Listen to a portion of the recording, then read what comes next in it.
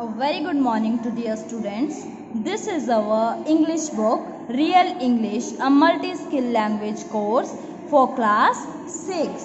तो last class में हमने chapter number 3 a wise lesson इसको रीड आउट किया था और समझ भी लिया था। इसकी डिटेल्ड एक्सप्लेनेशन भी हमने देख ली थी कि यह इसकी स्टोरी क्या है, इसके अंदर हमें क्या सीखने को मिला। और मैंने आपको होमवर्क दिया था कि इसका कॉम्प्रिहेंशन सेक्शन आपको कंप्लीट करना है। So let's start with our discussion. Comprehension A1 section देखेंगे। सबसे पहले चूज द करेक्ट आंसर। तो यहाँ पे क्वेश्चंस दिए हैं और कुछ ऑप्शंस दिए हैं, तो हमें उनको सिलेक्ट करना है कि इनमें से कौन सा सही है और कौन सा गलत है। What hopes did the man have for his son who was yet to be born? तो क्या मतलब हुआ इसका? क्या उम्मीदें थी उस आदमी की जिसका the man have for his, उम्मीदें क्या थी आदमी की अपने बेटे से जो उसका बेटा होने वाला था, जो अभी बोर्न भी नहीं हुआ था। उससे क्या क्या उम्मीदें उस आदमी ने रखी थी? He would be healthy, wise and educated, कि वो मतलब उसकी हेल्थ एकदम फिट एंड फाइन रहे, समझदार हो और मैं उसे पढ़ाऊँ। तो ये बात कैसी है? बिल्कुल ठीक है। उस आदमी ने बोला था कि मैं अपने बेटे को समझदार बनाना चाहता हूँ, उसे हेल्दी रखना चाहता हूँ और उसे बहुत बड़ा बनाना चाहता हूँ पढ़ा लिखा के। दूसरी स्टेटमेंट देखते हैं। The father would earn so much money that the son would never need to work. तो वो कहता है, इस स्टेटमेंट में बोल रहा है कि फादर इतना पैसा कमाना चाहता है कि उसके बेटे को कभी कोई काम ही ना करना पड़े। तो ये स्टेटमेंट तो ऐसा तो हमने कुछ भी नहीं पढ़ा, ये तो गलत हो गई। हमें सिर्फ करेक्ट आंसर को टिक करना है। थर्ड स्टेटमेंट पढ़ते हैं। The father hoped that the son would grow up to be a nice man who would bring pride to him. तो ये स्टेटमेंट बिल्कुल ठीक है। आदमी, वो फादर चाहता था, ये इच्छा करता था कि उसका बेटा जो हो वो बड़ा होके एक अच्छा आदमी, ईमानदार आदमी बन सके और उसके लिए गर्व का प्रतीक हो, यानी कि वो उसके लिए ऐसा काम करे कि जिससे उसको अपने बेटे पे गर्व हो। तो ये बात बिल्कुल ठीक है। This statement is also correct. Next question देखते हैं। What was the reaction of the wife when she heard her husband's plan for their to be son? तो वाइफ का क्या रिएक्शन होता है अपने हस्बैंड के प्लान को सुनकर जो कि उसके होने वाले बेटे के लिए थे? First is she agreed with her husband's vision of their son's future. वो अपने हस्बैंड के साथ एग्री करती है कि जो वो बोल रहा होता है कि वो ऐसा होगा, वो ऐसा होगा, हर चीज़ के साथ वो एग्री करती है। ये बात तो बिल्कुल गलत है, ऐसा तो कुछ नहीं पढ़ा हमने। नेक्स्ट स्टेटमेंट देखते हैं। She question her husband not to make plans ahead of time. और वो उसको क्या करती है? वॉर्न करती है अपने हस्बैंड को कि फ्यूचर के लिए अभी से कोई भी प्लान मत बनाओ। तो ये बात बिल्कुल ठीक है। वो उसने उसको क्वेश्चन दिया था ना, चेतावनी दी थी पहले से ही कि फ्यूचर के लिए अभी से कुछ भी डिसाइड मत करो, क्योंकि फ्यूचर कैसा है? अनएक्सपेक्टेड। तो ये स्टेटमेंट कैसी हो जाएगी? सही हो जाएगी। नेक्स्ट स्टेटमेंट देखते हैं। She was insecure about their life. और वो अपनी लाइफ के लिए इनसिक्योर थी। इनसिक्योर तो वो कहीं से भी, वो इनसिक्योर तो नहीं थी, बस ये था कि उसे पता था कि भाई जब लाइफ ही हमारे अंडर कंट्रोल में नहीं है तो हम पहले से ही इतने सारे एक्सपेक्टेशन क्यों रखें? जैसा जैसा टाइम होगा उसके अकॉर्डिंग करेंगे, है ना? तो ये स्टेटमेंट भी कैसी हो जाएगी? False. Next question is why did the wife question her husband about boosting.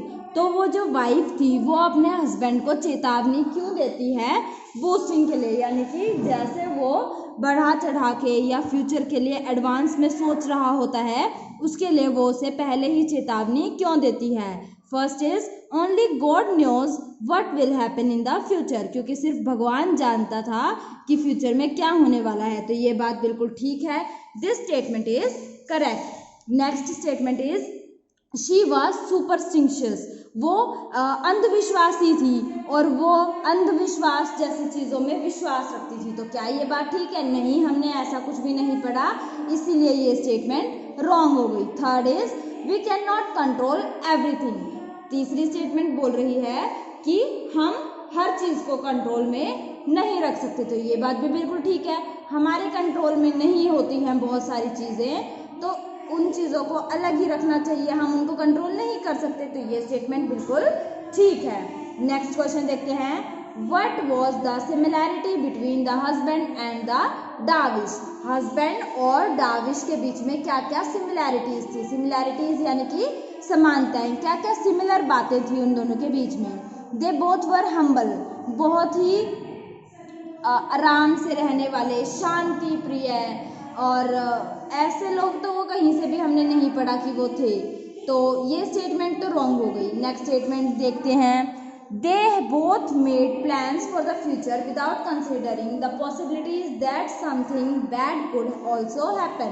तो वो दोनों ही फ्यूचर के बारे में पहले से ही प्लान्स बनाते थे और ये बात छोड़ देते थे, ये बात को असाइड कर देते थे कि फ्यूचर में कुछ बैड भी हो सकता है, कुछ चीज़ें अनएक्सपेक्टेड भी हो सकती हैं, उसकी भी संभावनाएं या पॉसिबिलिटीज हैं, तो ये स्टेटमेंट बिल्कुल ठीक है। Next statement. Both were dreamers, दोनों सपने देखने वाले थे, यानी कि डे ड्रीमिंग करते थे, सपनों की दुनिया में खोए रहते थे, तो ये बात बिल्कुल ठीक है। दोनों वो अपने राजा का जो वो डार्विश था वो भी क्या कर रहा था, प्लानिंग कर रहा था फ्यूचर की, बिना सोचे समझे कि फ्यूचर में कुछ भी हो सकता है। इसी तरीके से वो जो हस्बैंड होता है वो भी यही कर रहा होता है, उसको भी नहीं पता फ्यूचर में क्या होने वाला है, एडवांस में प्लानिंग कर रहा होता है, तो ये बी एंड सी दोनों स्टेटमेंट कैसी हो जाएंगी, सही हो जाएंगी। नेक्स्ट देखते हैं A2 section. Complete the following sentences in your own word. तो यहाँ पे कुछ सेंटेंसेस दिए हुए हैं, उन्हें क्या करना है, कंप्लीट करना है अपने वर्ड्स में।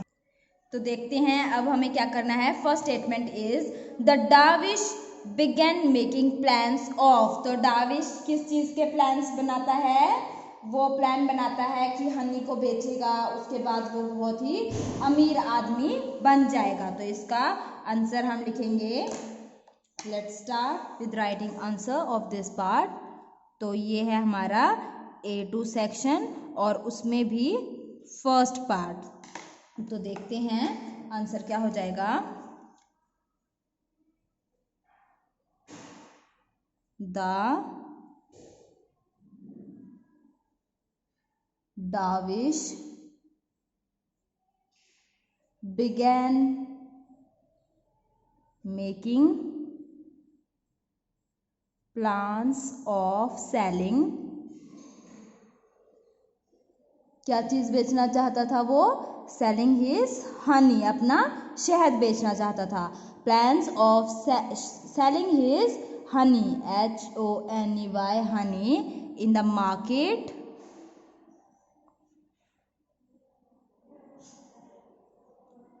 किस लिए, एंड देयरबाय गेटिंग रिच, अमीर होने के लिए, getting rich by using the money he would make. जो भी वो पैसा कमाए उससे वो अमीर हो जाना चाहता था, ठीक है ना। The dervish began making plans of selling his honey in the market and thereby getting rich by using the money he would make। जो भी उसने पैसा कमाया उससे वो रिच हो जाना चाहता था। Next is the dervish broke his jar because. जो डार्विश था वो जार ब्रोक क्यों कर देता है, तो लिखेंगे the डार्विश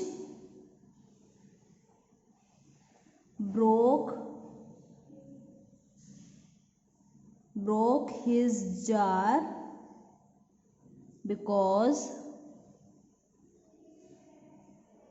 while he was daydreaming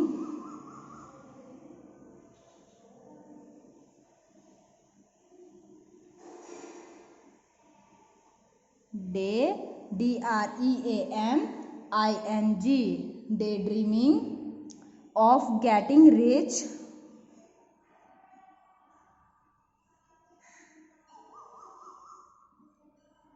He raised, क्या उठाता है वो अपनी stick, raised his stick so high, पूरी ऊंची उठाता है, that it broke his jar, वो उसका जार तोड़ देता है, किस चीज का, हनी का, of honey which he was going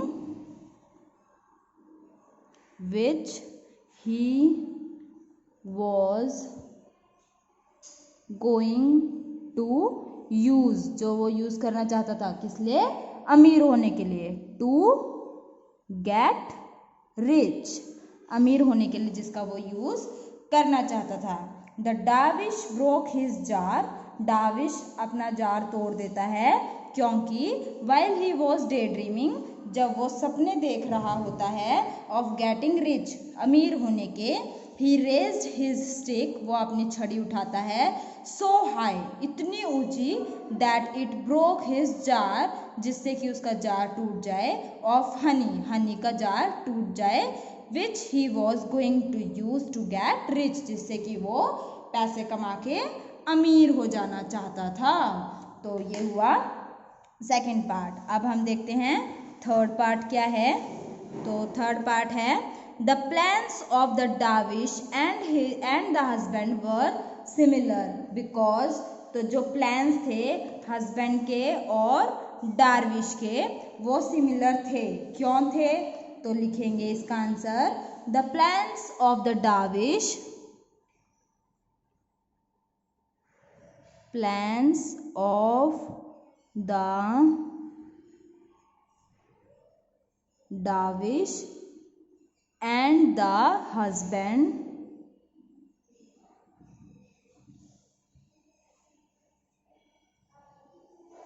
were similar, वो सिमिलर थे, बिकॉज, क्यों थे, बोथ वर प्लानिंग, दोनों प्लान कर रहे थे, both were planning for things,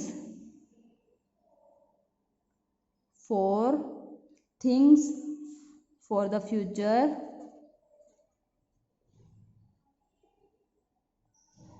future की चीजों की वो क्या कर रहे थे, planning, without, WITHOUT, without knowing what would exactly happen, EXACTLY, exactly, HAPPEN, happen. The plans of the Darvish and the husband were similar because both were planning, क्योंकि दोनों क्या कर रहे थे, planning, for things for the future, उन चीज़ों की planning कर रहे थे जो कि फ्यूचर में यूज होनी थी, विदाउट नोइंग, बिना ये जाने, व्हाट वुड एग्जैक्टली हैपन, कि फ्यूचर में क्या घटित होने वाला है. तो इस चीज़ को सोचे समझे बिना ही वो क्या कर रहे थे, फ्यूचर की प्लानिंग कर रहे थे.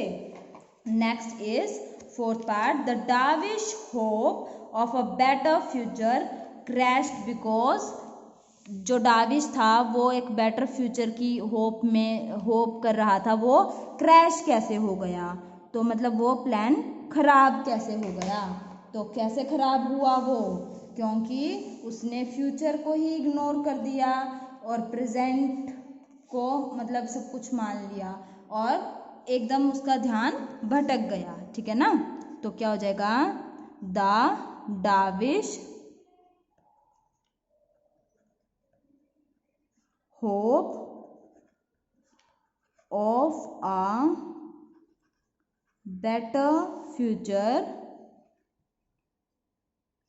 crashed because क्यों? The Davish hope of a better future crashed because while planning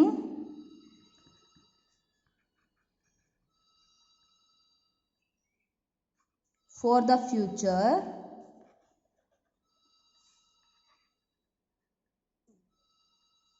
he ignored the present. Future की सोचते सोचते उसने प्रेजेंट को इग्नोर कर दिया एंड गॉट केयरलेस, और उसका ध्यान भटक गया. ठीक है. The dervish hope of a better future, उसकी ये इच्छा कि उसका फ्यूचर बेटर होगा, ये फेल कैसे हो गई? बिकॉज जब वो सपने देख रहा था, while planning for the future, जब वो फ्यूचर के लिए प्लानिंग कर रहा था, ही इग्नोर द प्रेजेंट, उसने क्या करा? प्रेजेंट को इग्नोर कर दिया एंड गॉट केयरलेस, और कैसा हो गया? केयरलेस हो गया. ठीक है. तो नेक्स्ट इज फिफ्थ पार्ट, देखते हैं क्या बोल रहा है फिफ्थ में. The lesson that the wife shared with her husband was, wife ने क्या लेसन शेयर किया हस्बैंड के साथ? तो देखेंगे इसका आंसर क्या हो जाएगा. The lesson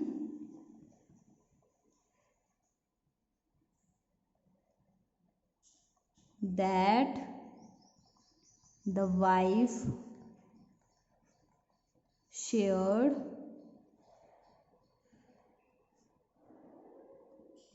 with her husband was that it is not wise, ये समझदारी नहीं है, टू प्लान करना. कैसे?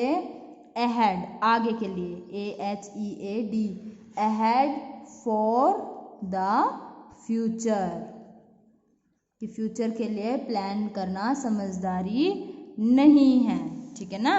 The lesson that wife shared with her husband was that it is not wise to plan ahead for the future because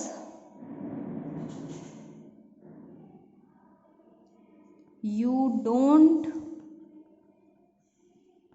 know the things that can happen